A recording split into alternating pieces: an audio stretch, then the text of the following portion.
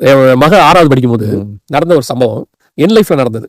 அந்த ஸ்கூல்ல வந்து 33,000 ஃபீஸ் கட்ட சொன்னாங்க பெர் இயருக்கு. உங்க டாக்டருக்கு? ஆமா, என் டாக்டர். என்னால அன்னைக்கு அதை கட்டக்கூடியதான சக்தி எனக்கு ரொம்ப குறைவா இருந்தது. அப்போ எங்கிட்ட இருந்த காசு எனக்கு எங்க அம்மா ஹெல்ப் பண்ணாங்க. நாங்க எல்லாம் சேர்ந்து அதை கட்டி முடிச்சிட்டோம். அப்போ என் ஒய்ஃப் என்ன பார்த்து ஒரு கேள்வி கேட்டாங்க, 33,000க்கு இவ்வளவு கஷ்டப்படுறீங்க, நாளைக்கு இவ காலேஜ் போவா, இன்னொரு பையன் இருக்கான், அவனுக்கு ஃபீஸ் கட்டணும், நீங்க ரொம்ப தடுமாற போறீங்க, நீங்க என்ன செய்யுங்க, இப்பயாவது கொஞ்சம் எடுத்து வைக்கணுங்கிற மைண்டுக்கு வாங்க. ஆனா எனக்கு ஆண்டவர் சொன்னது, இன்னைக்கு கொடுத்தா நான் நாளைக்கும் தருவேன். அப்ப நான் என் ஒய்ஃப்ட்ட சொன்னேன், நீ வந்து யோசிக்காத, இன்னைக்கு கொடுத்த ஆண்டவர் நமக்கு நாளைக்கு கொடுப்பாரு. அதுக்கப்புறம் அவர் ஒவ்வொரு யாரா எங்களுக்கு ஃபீஸ் கட்ட கொடுத்தாரு. காலேஜ் வந்துச்சு. இது வந்து நடக்கிறது ஆல்மோஸ்ட் 7 இயர்ஸ் முடிஞ்சிருச்சு. காலேஜ் வந்தது. அப்ப கண்டிப்பா இதை விட கொஞ்சம் ஃபீஸ் அதிகமா தானே இருக்கும். ஆனால் அன்னைக்கு அந்த ஃபீஸை கட்டுறதுக்கு கர்த்தர் எனக்கு கிருபை தந்தார்.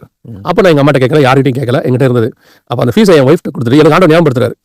கொடுத்துட்டு சொன்னேன், அவன் 6வது போகும்போது நீ ஒரு கேள்வி கேட்ட ஞாபகம் இருக்கா, இப்ப ஃபீஸ் கட்டுறதுக்கு இவ்வளவு கஷ்டப்படுறீங்களேன்னு, காலேஜ் போக தருவாருன்னு சொன்னேன், இன்னைக்கு ஆண்டவர் தந்திருக்கிறாரு.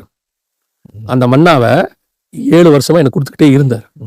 நான் சொல்லுவேன், நான் விசுவாசிக்கிறவர் இன்னார் என்று நான் அறிந்திருக்கிறேன். நான் வந்து சும்மா 4 பேருக்கு சாப்பாடு போட முடியாத கடவுளை தேடவே இல்லை. 6 லட்சம் புருஷருக்கு 40 வருஷம் சாப்பாடு போட்ட ஆண்டவரை நான் தேடுறேன். வனாந்தரத்துல 5000 பேருக்கு சாப்பாடு கொடுத்த தேவனை நான் தேடுறேன். சும்மா ஒரு 4 பேருக்கு குடும்பத்தை நடத்த முடியாத தேவனை நான் ஆராதிக்கிறேன். வானத்தையும் பூமியும் உண்டாக்கின தேவன்.